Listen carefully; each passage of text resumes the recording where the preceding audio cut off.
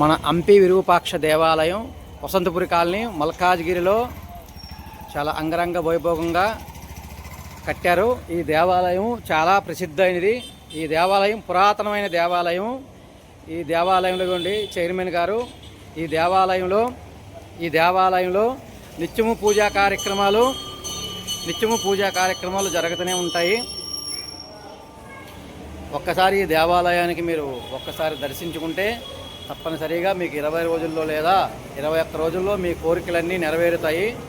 Chairman గారు ఏదున్నా కానీ ఆయన జెన్యూన్గా దేవుడి కోసమే కార్యక్రమం తప్పనిసరిగా చేస్తారు.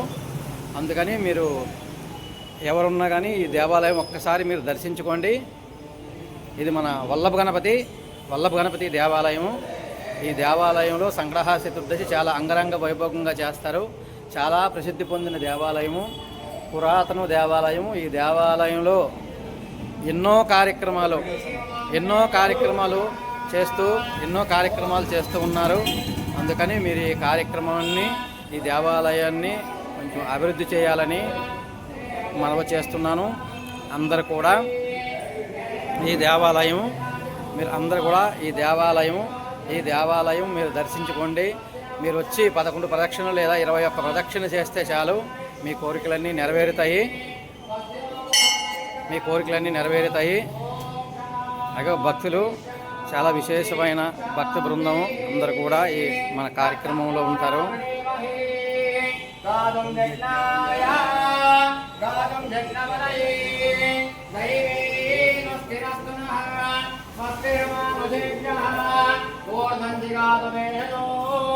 అమ్మవార్లండి లక్ష్మీదేవి, పార్వతీదేవి, సరస్వతీదేవి అమ్మవార్లు.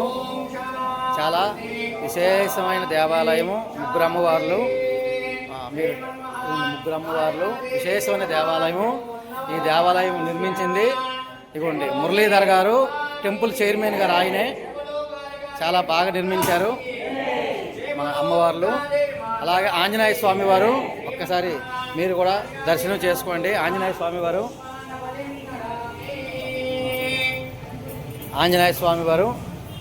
ఒక్కసారి మీరు కూడా దర్శనం చేసుకోండి ఆంజనేయ స్వామి వారిని. చాలా విశిష్టమైన దేవాలయం.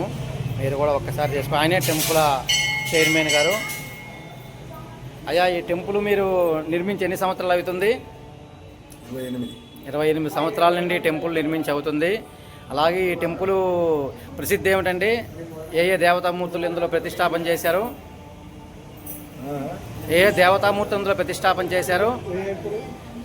దేవతామూర్తులు ప్రతిష్టాపన వల్లభ గణపతి పుష్పగిరి పీఠాధిపతి గారు ప్రతిష్టాపన చేశారు.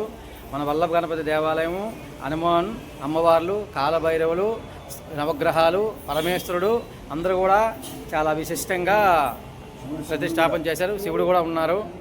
అందరూ కూడా విశిష్టంగా చేశారు. అందుకని ఈ దేవాలయం ఒకసారి మీరు వచ్చి దర్శనం చేసుకుంటే చాలా చాలా కోరికలన్నీ మీకు తప్పనిసరిగా తీరుతాయి. మీరు కూడా ఈ దేవాలయానికి వచ్చి ఒక్కసారి మీరు కూడా దర్శించుకోండి. చాలా సంతోషం.